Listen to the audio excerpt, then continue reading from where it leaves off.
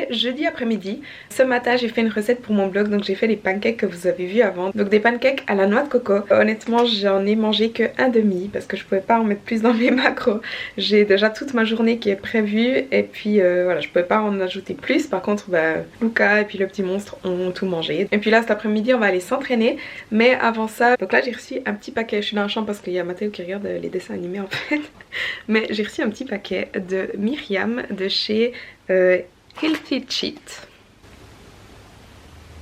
Et en fait elle est super chou, elle m'a envoyé des gâteaux. Donc il y a des muffins, enfin je sais même pas ce qu'il y a, j'ai même pas encore regardé. Mais elle est super chou, elle me suit depuis longtemps et puis elle voulait m'envoyer des gâteaux pour après mes compétitions. Donc je vais regarder ce qu'elle m'a envoyé et je vais en goûter un. Comme je vous dis, j'avais déjà préparé toute ma journée donc il me reste pas beaucoup de macros, mais je pense que je vais pouvoir en mettre un ou bien en tout cas un demi. Donc voilà tout ce que j'ai reçu. Donc là on a des petits gâteaux à la pistache et framboise. Donc là j'en ai deux, c'est l'édition limitée en ce moment. Là j'ai des muffins, donc muffins à la banane. Ici un muffin aux myrtilles, un muffin à la framboise. Ici j'ai un cookie au chocolat, un blondie,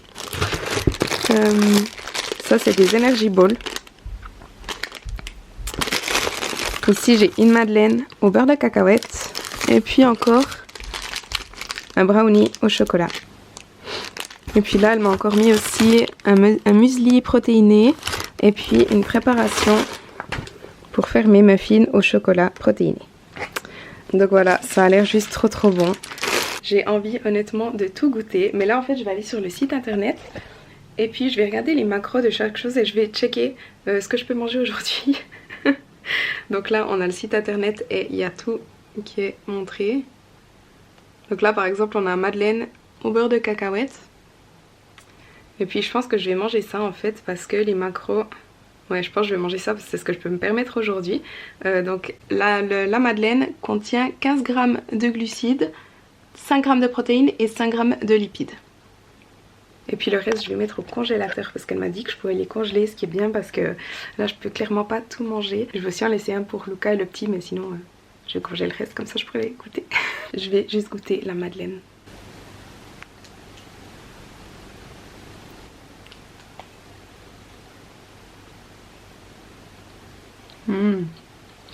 Elle est super bonne. Je me réjouis de goûter le reste. Alors maintenant que j'ai mangé ma petite madeleine au beurre de cacahuète, je me suis aussi changée parce qu'après on va s'entraîner. Je vais donc vous parler de mes conseils pour gérer en fait le post-compétition et comment mener à bien sa reverse diet. Donc si vous ne savez pas ce qu'est une reverse et à quoi ça sert, je vous invite à aller voir ma dernière vidéo, je vais vous la mettre là-haut, où je vous explique vraiment tout en détail ce qu'est une reverse diet, dans quel cas de figure faire une reverse diet, comment, etc. Donc allez la voir si jamais. Quoi qu'il en soit, donc là je vais vous donner vraiment mes conseils pour bien gérer le post-compétition. Avant de commencer, je veux juste vous dire que les conseils je vous les donne pas forcément dans un ordre prioritaire, c'est pas le premier conseil c'est le plus important, etc. Je vous donne dans un ordre totalement égal. Hein. Donc mon tout premier conseil c'est d'avoir un plan pour le post-compétition et continuer ce que vous faisiez avant, en changeant un petit peu les choses bien sûr, mais quand même continuer à avoir une structure, à rester discipliné. C'est pas parce que le concours est fini que on envoie tout balader du jour au lendemain, on mange tout ce qu'on veut, on arrête de s'entraîner, non, absolument pas. Il faut vraiment continuer sur la même lancée, par contre on va simplement augmenter les calories. Donc peu importe si vous avez fait votre préparation en suivant des plans alimentaires ou si vous avez fait toutes vos préparations en comptant vos macros comme moi j'ai fait, après le concours vous allez continuer à faire ça. Mais comme je vous dis, en augmentant les calories pour reprendre gentiment du poids, pour reprendre de l'énergie, mais surtout ayez quelque chose que vous devez continuer à suivre. Donc après le concours, permettez-vous une journée, peut-être 2 jours, certaines personnes prennent une semaine de libre. Personnellement moi une semaine je conseille pas parce qu'en une semaine on peut faire déjà de gros dégâts et surtout c'est très dur de se remettre directement dans le moule après. Donc moi je conseille 1 ou 2 jours maximum de libre. C'est ce que j'ai fait d'ailleurs. Moi j'ai fait 1 jour de libre le lundi après mon concours et dès le mardi j'étais retour au macro. Donc voilà, premier conseil, ne pas se laisser trop de liberté et avoir à nouveau directement une approche structurée. La deuxième chose c'est de continuer avec son coach. Donc pas tous les les compétiteurs n'ont un coach, mais la plupart ont quand même un préparateur physique. Donc moi je vous conseille vraiment de continuer avec lui ou avec elle, parce que ça va vraiment vous permettre de rester, comment on dit, vous avez pas trop le choix en fait. Moi je sais que d'avoir Stephen, bon déjà il me dit quoi faire, donc ça m'aide vraiment parce que j'ai pas besoin de réfléchir. Envers soi-même on n'est jamais objectif, faut toujours garder ça en tête. Donc avoir quelqu'un d'autre qui nous dit quoi faire, comme ça on réfléchit pas, il nous dit tu fais ça, on applique et c'est tout. Mais ça nous permet aussi de rester, comment on dit, committed, de rester, en fait on n'a pas trop le choix parce que chaque semaine on fait des check-in, chaque semaine on doit lui dire ce qu'on a fait la semaine d'après et on peut pas trop lui dire ouais ça fait 2 semaines que je compte plus, que j'en ai rien à foutre, que je mange tout ce que j'ai envie et j'ai pris 25 kilos, parce que là votre coach il va pas être très content. Bon après à lui ça lui change rien, mais quand même quand voilà je sais pas, on a envie de trop manger, quand on se dit ah ouais mais il faudra que je dise à mon coach, et ça nous dissuade un peu, donc ça nous permet de rester un peu plus sur les rails. Donc voilà, le deuxième conseil c'est de continuer avec son coach si on en avait un durant la préparation. Le troisième conseil c'est de ne pas partir sur une approche intuitive. Donc voilà, comme je vous dis, si vous aviez un plan alimentaire ou si vous aviez des macros, continuez à faire ça.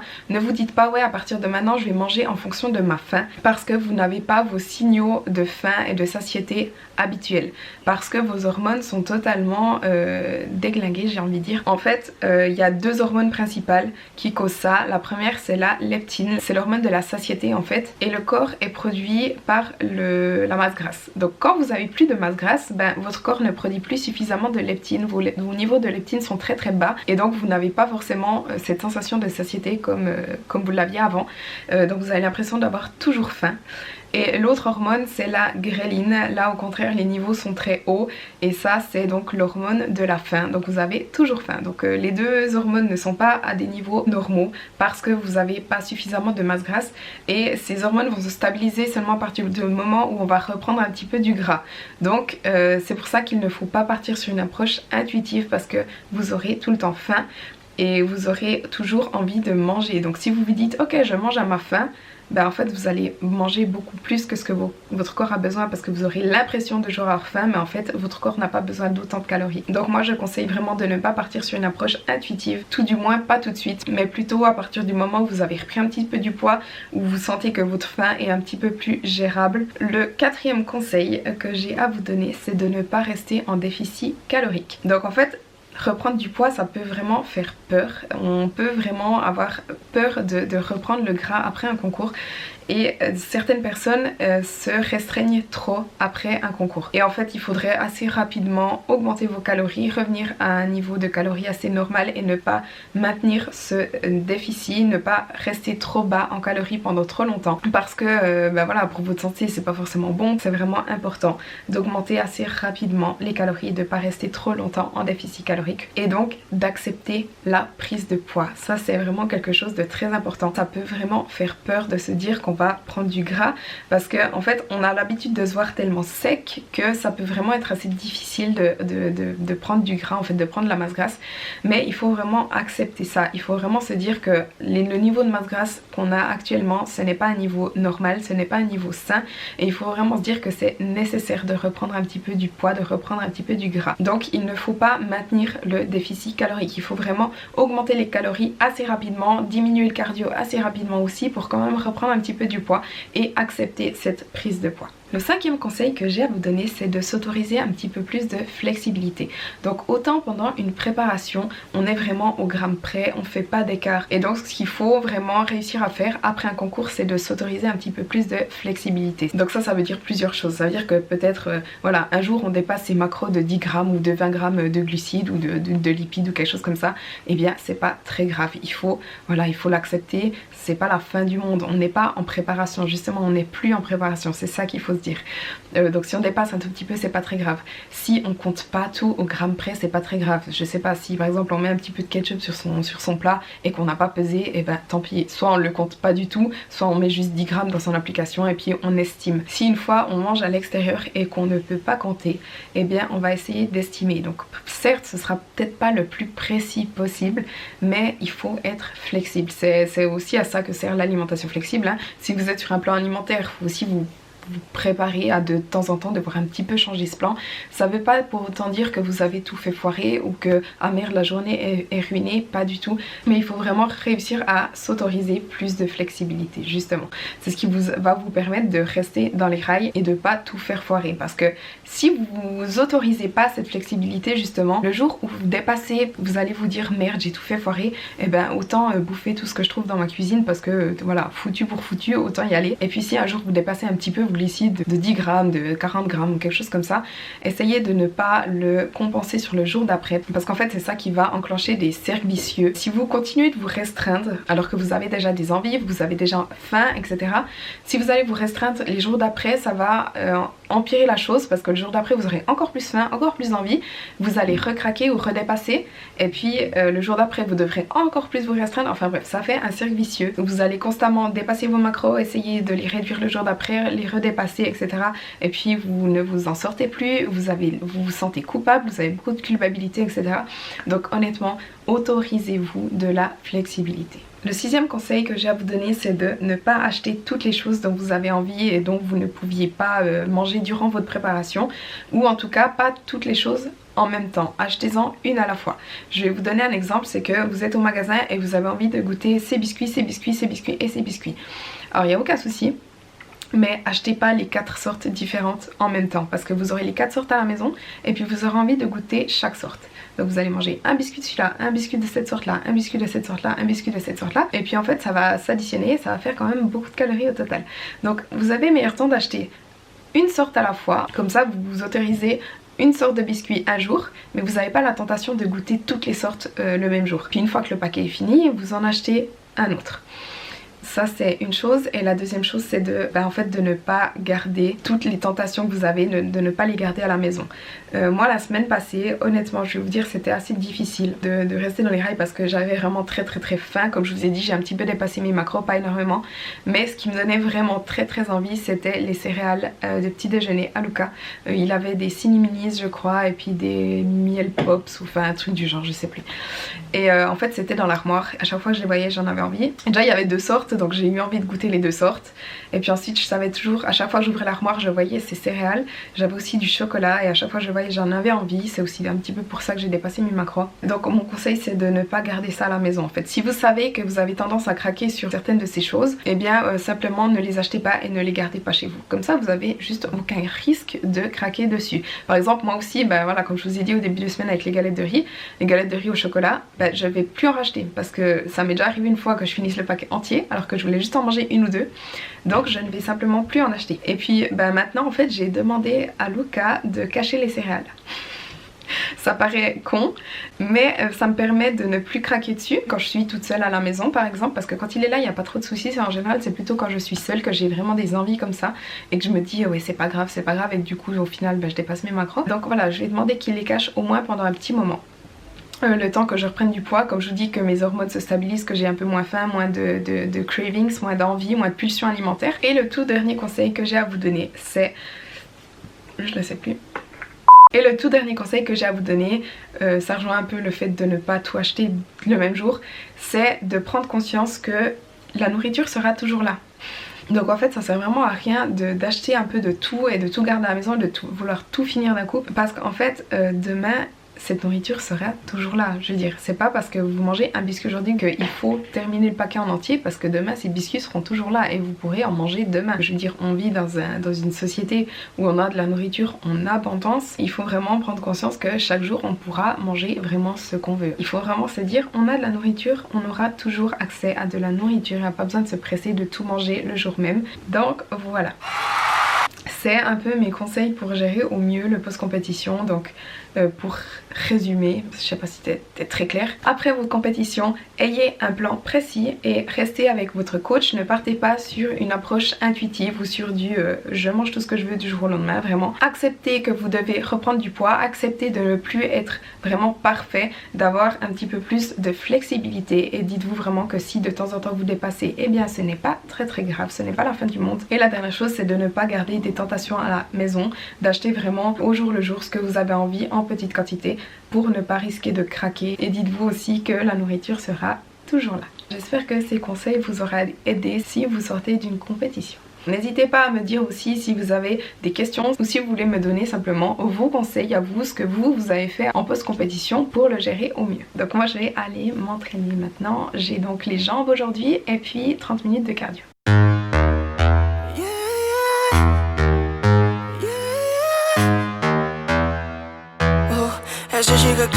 Esa chica quiere selfie, selfie, ella quiere ver. Pa' que el CP se dé cuenta que aquí perdió esa mujer. Lo que quiere es enloquecer, ser la mujer que él quería ver. Esa chica quiere selfie, selfie, que yo parezca en él. Como que ella quiere, disfruta la noche, lo anormal. Creo que el novio teme que su relación va a terminar. Se da cuenta que no necesita a alguien más. Quiere un selfie para su Instagram. Ella ya no quiere relación, alguien que diga su condición, que solamente le dé traición, para después llegar con un perdón.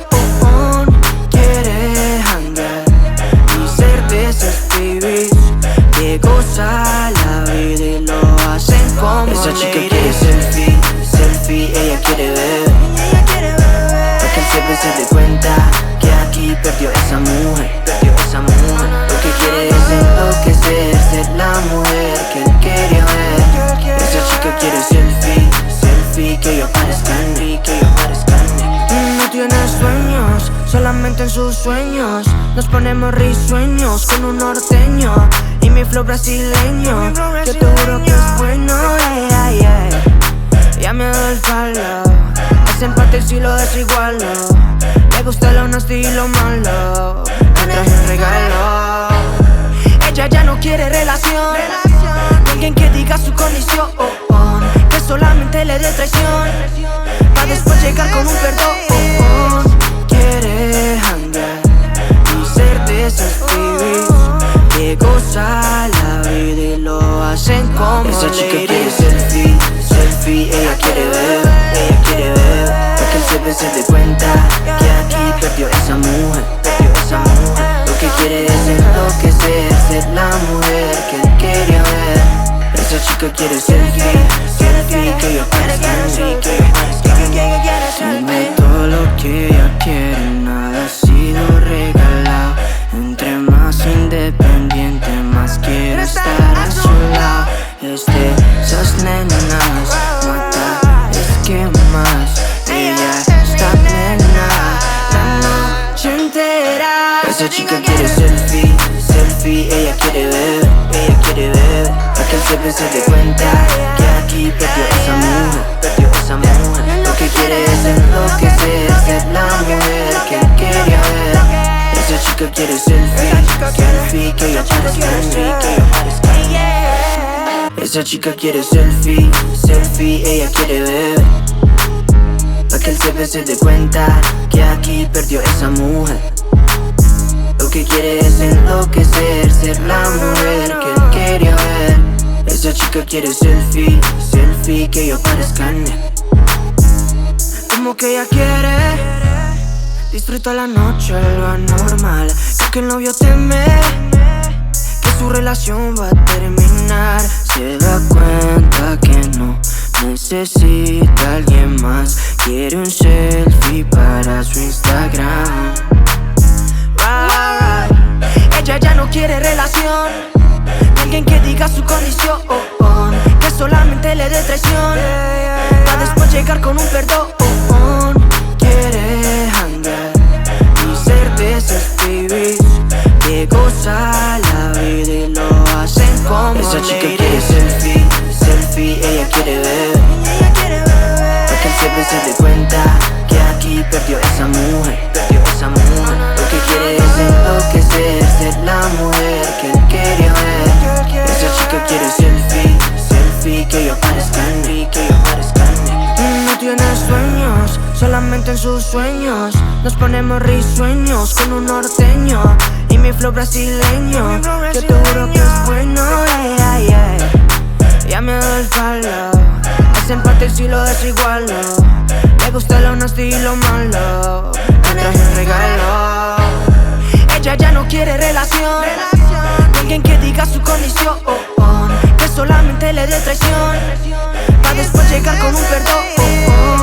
Quiere janguear y ser de esos pibis que goza la vida y lo hacen como esa chica quiere selfie, selfie, ella quiere ver, pa' que el CP se dé cuenta que aquí perdió esa mujer, lo que quiere es enloquecer, ser la mujer que él quería ver. Alors je vais juste vous faire un retour sur mon entraînement parce que ça s'est trop bien passé.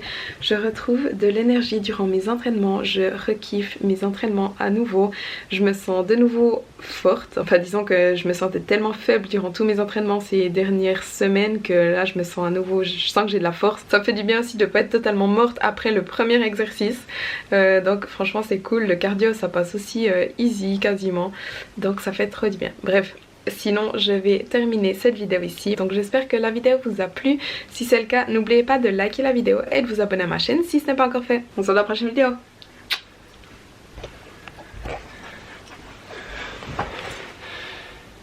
On se voit dans la prochaine vidéo.